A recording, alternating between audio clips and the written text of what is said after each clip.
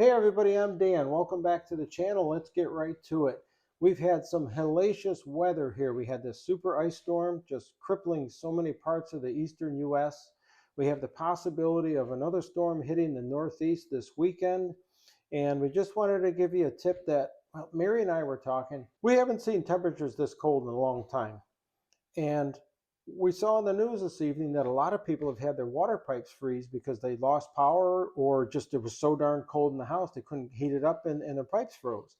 For those of you who can still see this sort of thing and still have power and may still have a chance to do something, here's something we used to do when I was like 10 and 12 years old. And here's something that probably hasn't been done in like North Carolina where they haven't had an ice storm in like 20 years.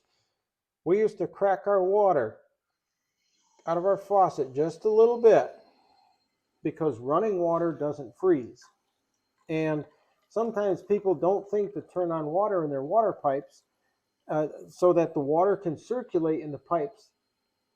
And but you have to know your own situation. You've got to run, you can't just run it full bore. You can't run it too low or it'll freeze. But you can run your water. It's going to cost you a little bit in water, but it'll at least keep the pipes from freezing because, hey, a frozen pipe is not a bad thing. It's if it freezes and then it splits, and then when the pipes thaw, that split causes water to spray all out into your walls, and you might be displaced from your home because it's such a nasty mess. So something that could be helpful for you is just to have your water run a little bit. Now again, you can't run a tiny stream, and you don't need to run a huge stream, and you've got to think about where the water is going. If you've got a drain that gets exposed on a sidewall to outside weather and you think it might collar up and freeze, then maybe this idea is not for you. You might want to shut the water off to your house. I don't know. We don't know what you have in your house. We're just trying to give a tip here because so many people are having problems.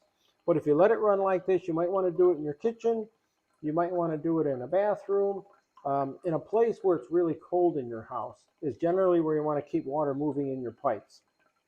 So again, this is just a short tip designed to help you out. You have to adapt this to your situation. This isn't one size fits all, but we're just trying to offer something to help so many people just to try to prevent them from having the problems that I know we used to have as when I was a kid. And again, that was 40 and 50 years ago. So please take this advice. Think if it can work for you. Apply it to your situation. We wish you the best, and we'll see you on the next video.